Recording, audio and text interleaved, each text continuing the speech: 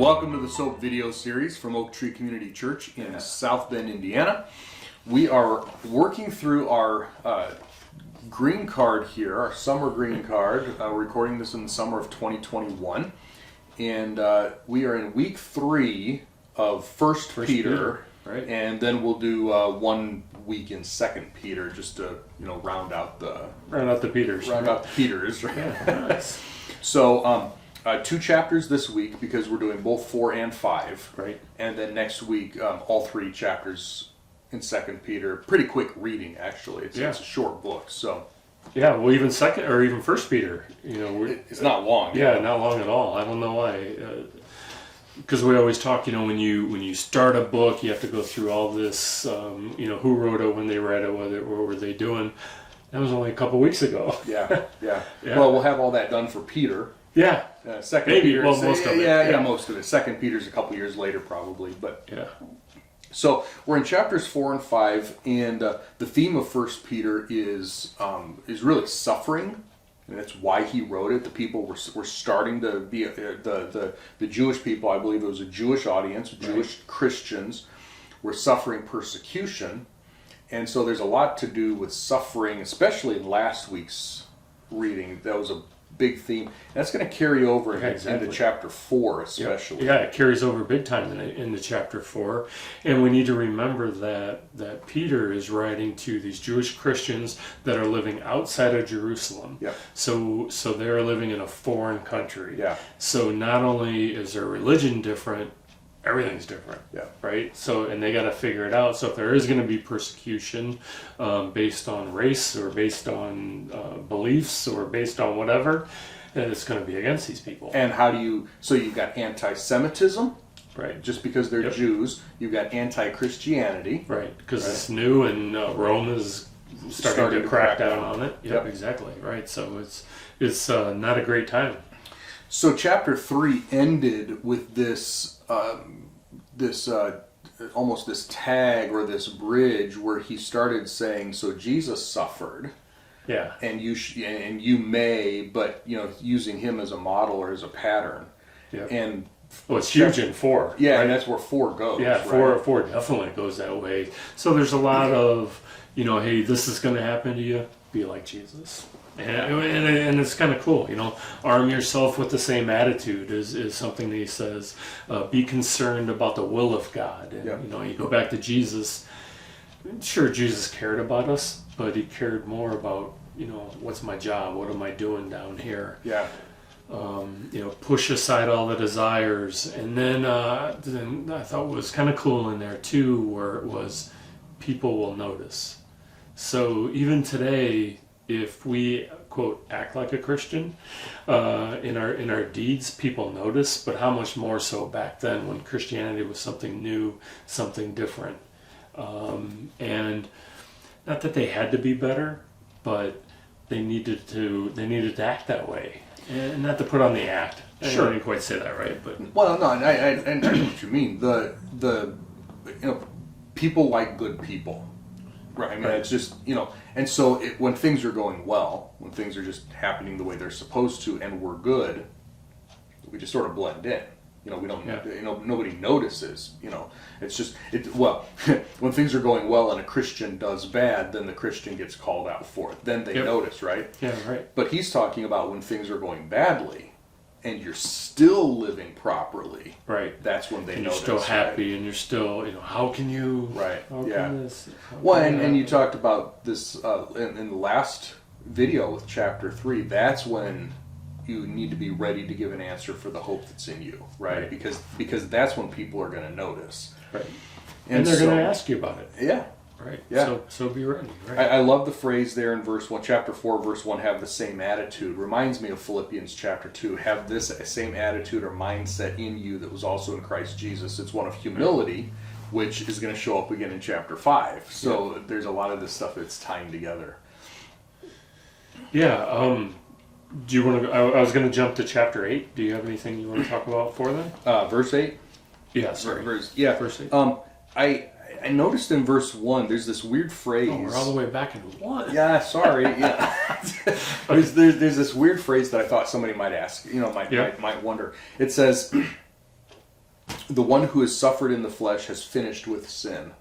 Like, yes! Yeah, I'm done. I'm done, right? I don't think that's what it means, finished with, you don't, it doesn't mean that we're going to never sin again or whatever.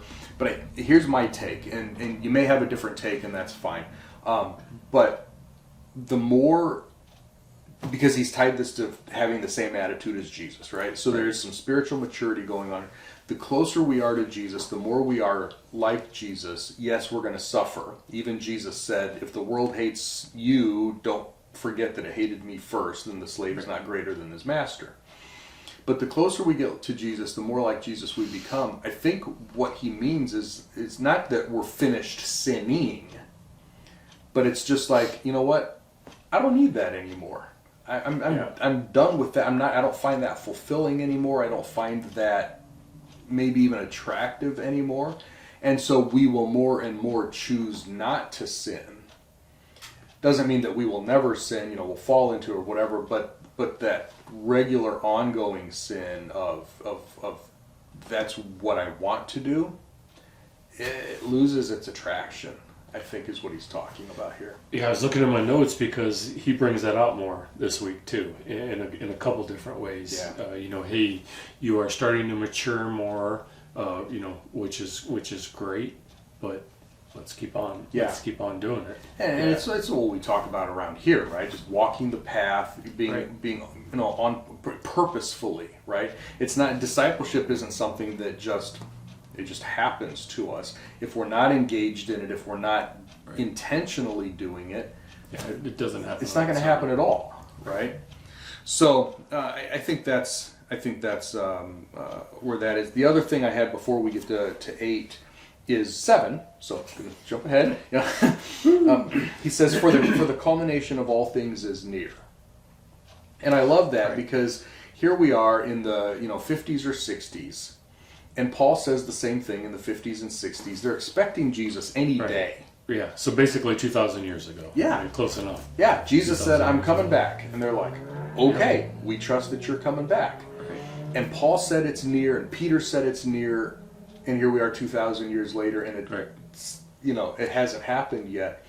But what they're seeing is the persecution that they thought was going to, signify the Jesus return.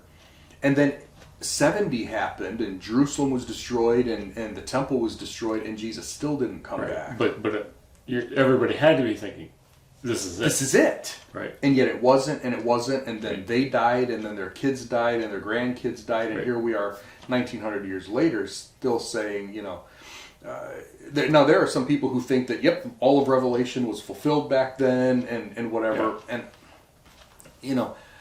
I'm like, I don't see it.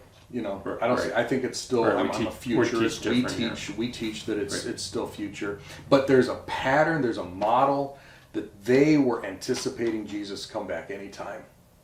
And sometimes we get lazy about that. Yeah. Well, 2,000 years. Jesus said, "I'm coming quickly." It's like, okay, well, but I think that's a pattern. In suffering. I saw somebody on Facebook just today, as the day that we're recording this, talking about, those who believe in a rapture and everything, they're just escapists and trying to get out of all this stuff. Well, we do believe we're going to escape God's coming wrath, but we never teach that we're going to escape persecution and suffering. Today. Yeah. It's not like, we're saved and now nothing bad happens to us. So he's saying, how do we live in the middle of this bad stuff? We know we're going to get out of God's wrath, but how do we live, not how do we get out of this, but how do we live through? Right. And that's especially where Peter says, do what Jesus did. Yeah. He suffered. Yeah. But he was still sinless. Yeah. Still blameless. Yep. And, the writer of Hebrews chapter 12, Jesus endured the cross looking forward to what was coming on the other side. Right. Not my will, but your will. All of this stuff ties together. So, anyway, we should be like the ancient believers and be ready for Jesus to come any time. Right. Even if it's another 2,000 years, even if it doesn't happen in our lifetime, we should be ready for it. Right.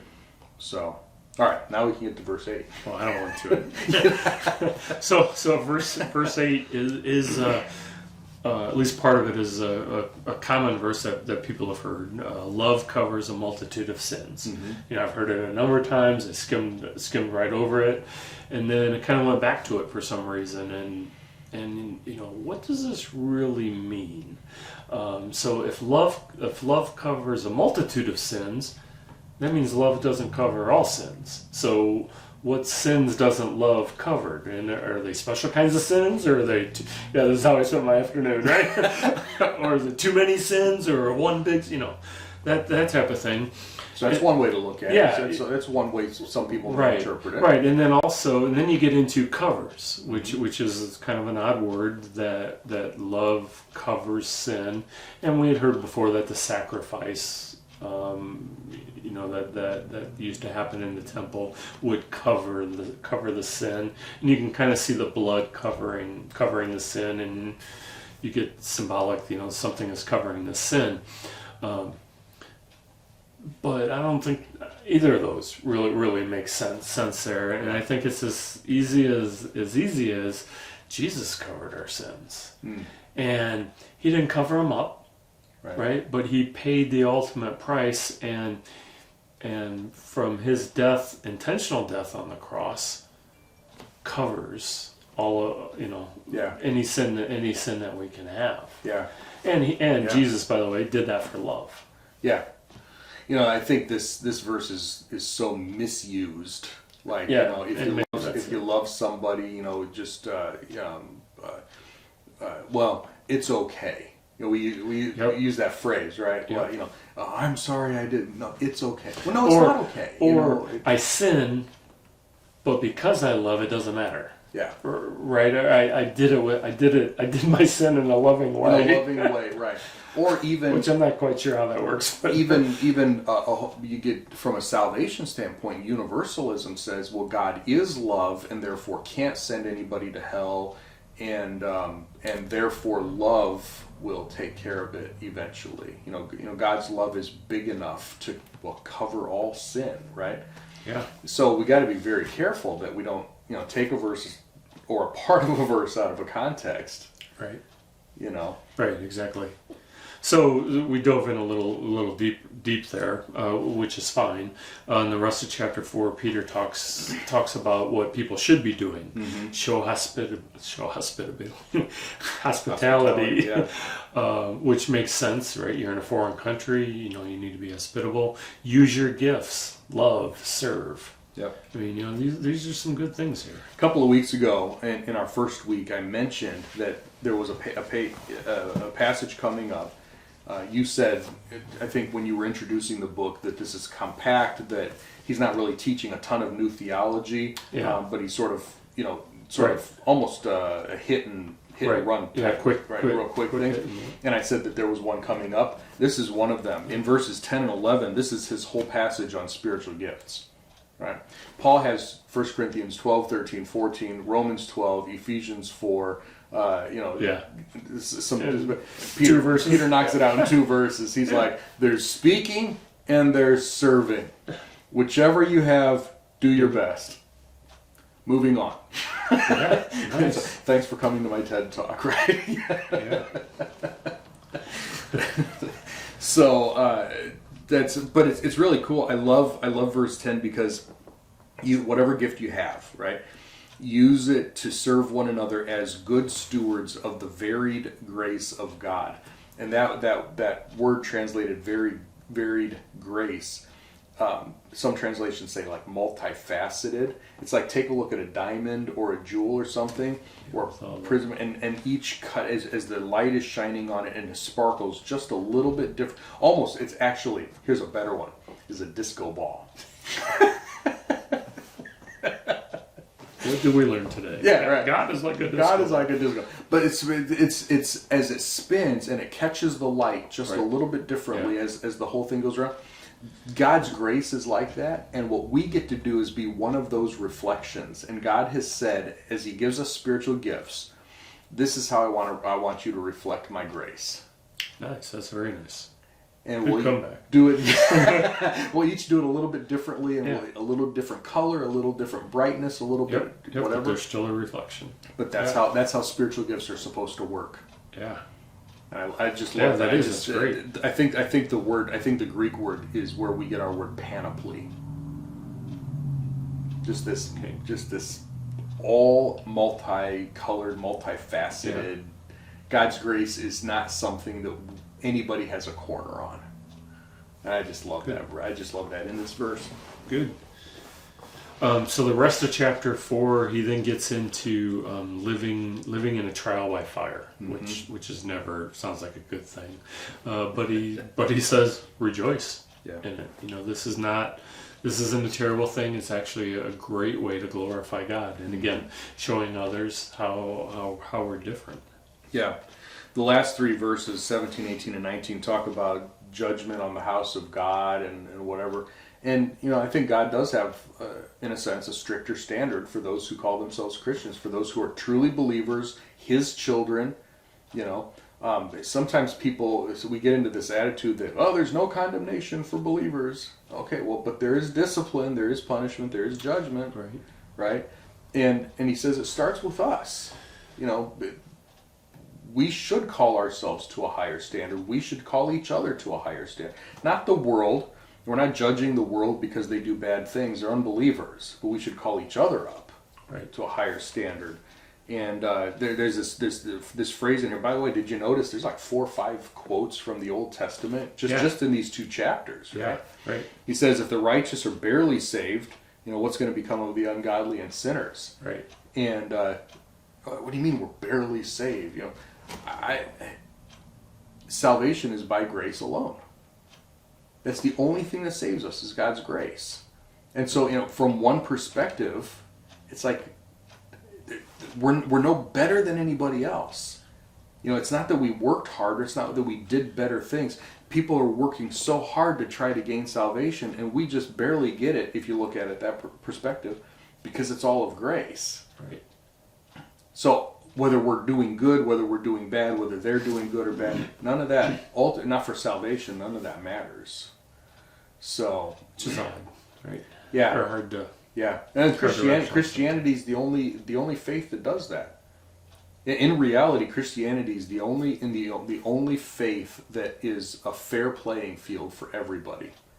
We're all equally sinners. Yeah, we're we don't all have to be equally born condemned. Right. No caste systems, no whatever. And it's equally the same for everybody by grace through faith. No difference for anybody. So, and I love that phrase, they entrust their souls to a faithful creator in verse 19. I just love that. Just entrust their souls to a It's not about are we being faithful or are we good enough or whatever. It's either God is faithful or He's not. Right. And just very cool. Right. Right. So we kind of go through the bad part or the individual part where we need to trust God. We need to do these things. Chapter 5 is the beginning of the end. Right. He's got to sum everything up. Mm-hmm. But in chapter 5, Peter identifies himself as an elder, and he's actually instructing other elders how to act, or telling other elders how to act, and then telling other people how they need to act too. Within the flock. Yep. There's some cool things in here. He's telling the elders give shepherd's care to the flock, and I think every church has done a number of messages on what a shepherd does, to their sheep, and how much care and love there is, and that's really an analogy Jesus used over and over again. Yeah. And then he also says, don't lord over them. Right. So the elder's job is to watch, keep everybody safe, but there's a fine line there too. Yep. Right. Yep. Some really cool stuff in here. The 3 words that we use, that we find interchangeably for so elders and shepherds or pastors and overseers. Right. All 3 of them are used here. Right, shepherd and oversight as verbs. Yeah, so nice. the elder is the I totally position, and then what are they supposed to do? Yep. And then for those in verse 3, you said, "Don't lord it over those, but be examples." But the phrase in the middle is, "Don't lord it over those entrusted to you." The people that we have, the people in the congregation, God has entrusted to the care of the elders and the shepherds, the pastors. So there is a responsibility, there is an authority. It's not that we make up our authority. They've been entrusted to us, Right. Right. which is a serious matter. Right, exactly. So it's like, what's our obligation? You know, as an elder, what is our obligation? And certainly, people have overstepped their lines. Absolutely, and understepped. Shepherding and overseeing are the two things. And not lording. And not lording. Yeah. And then on the opposite side of that, younger people be subjects to the elders. Right. So younger people need to understand that they are supposed to submit to the elders. Now, we don't like to using that word, to submit to anybody. Yeah, because again, like you said, it gets misused and overused. And then it's all of you clothe yourselves with humility toward everybody. Right. The only way a family works, the only way a church works, is if there's a hierarchy, a structure, a leadership structure that God has ordained, but then mutual submission, mutual humility. Hey, sort of like the attitude of Christ. And it all comes back full circle. Yeah. So here's a little odd thing here. Peter doesn't seem to be an elder.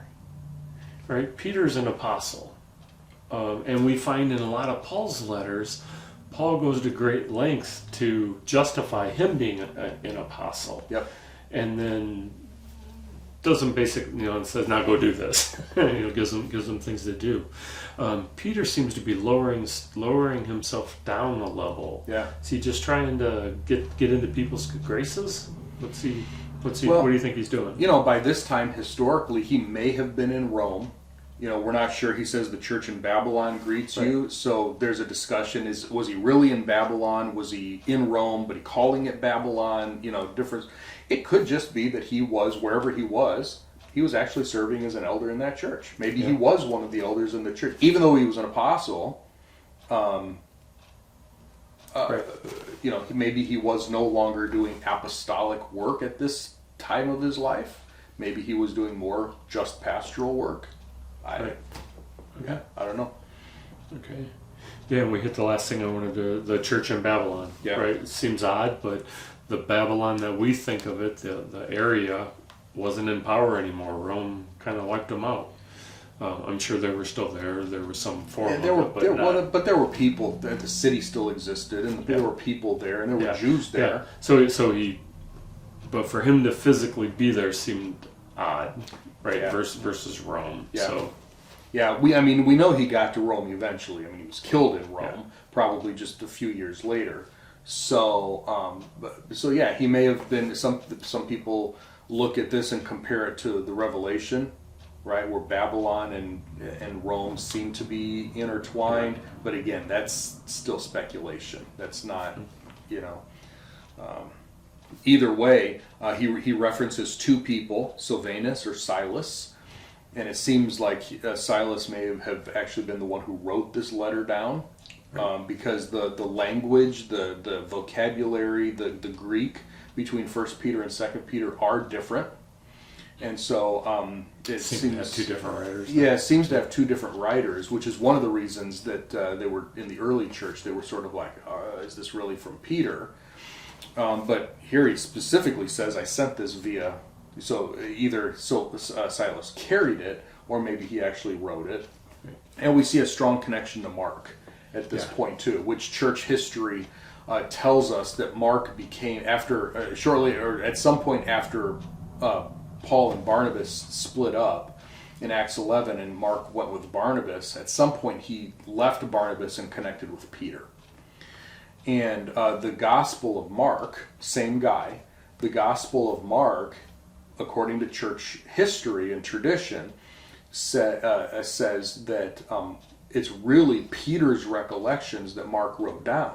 And as Peter was walking around and traveling around preaching and teaching, people were asking for somebody to write that down. So Mark wrote down some of his sermons and his recollections. So we have the Gospel of Mark, and here we do see a connection between Mark and Peter. Yeah.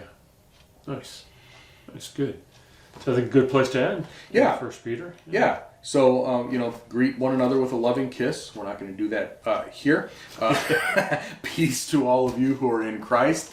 We'll be back in our next video with 2 Peter, and we'll do that in one reading. In the meantime, if you have questions or comments, maybe even smart aleck remarks, feel free to share those about this last reading in 1 Peter, and share these videos with someone else that you think would find them beneficial for their own spiritual life as well. All right, see you next time.